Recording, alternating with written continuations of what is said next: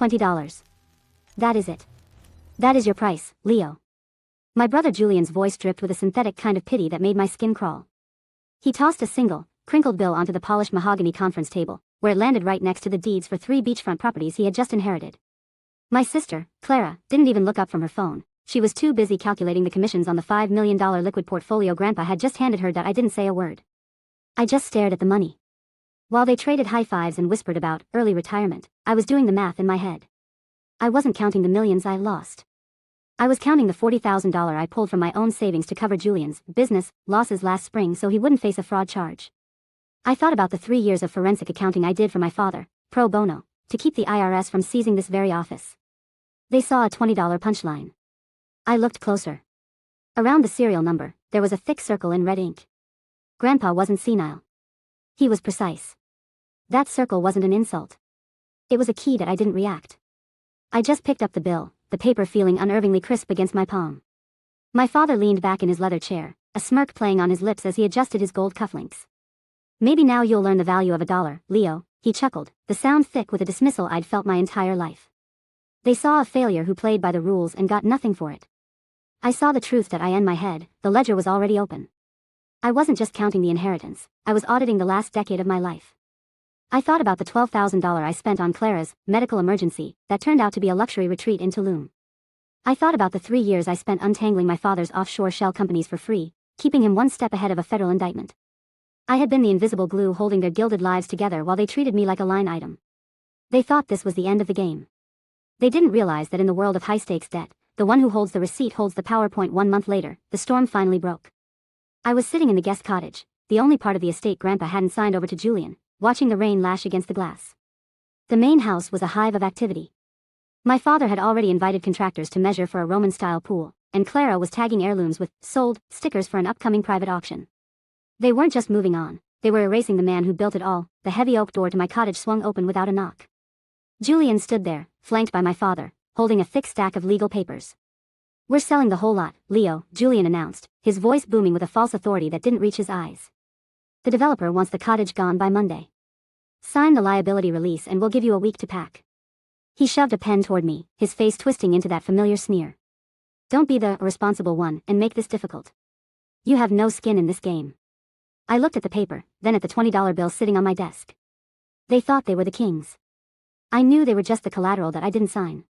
I just stood up and grabbed the $20 bill, walking toward the heavy, floor-to-ceiling bookshelf in the estate's private study. Julian followed, his breathing heavy with a mix of bourbon and unearned entitlement. "What are you doing, Leo?" "Playing scavenger hunt," he barked, his face twisting into a sneer. I didn't answer. I reached behind the leather-bound volumes of Black's Law Dictionary and found the small, recessed keypad Grandpa had installed years ago. That I looked at the $20 bill again. The red circle wasn't just an ornament, it highlighted the last 8 digits of the serial number. I punched them in. With a heavy, pressurized hiss, the entire shelving unit slid back to reveal not a safe full of gold, but a room lined with cold, gray filing cabinets. My father pushed past me, his eyes darting around the small space. "Where is it? The cash? The jewelry?" he demanded, his voice cracking with a frantic, vibrating need. He ripped open a drawer, but instead of stacks of $100 bills, he found manila folders. Thousands of them. Each one was meticulously labeled with their names. This wasn't a treasury.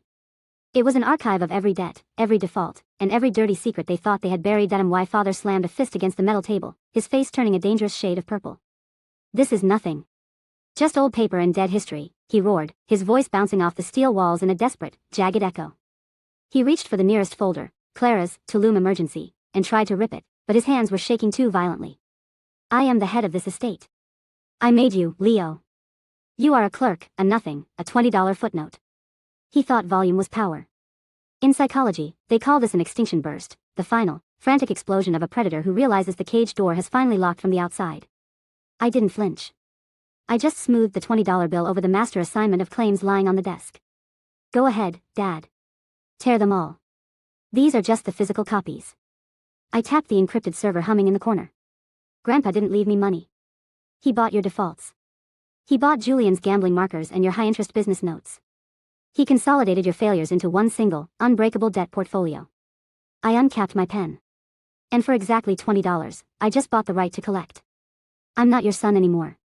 I'm your lead creditor." The room went hollow. That signature wasn't just ink, it was a blade falling. My father stared at the signed $20 bill as the fury drained from his face, leaving it pale and empty. In that moment, he understood he wasn't looking at his responsible son anymore. He was looking at his owner. So, what does this mean? Clara whispered, her voice small and shaking as she clutched a sold sticker that was now legally worthless. I didn't look at her.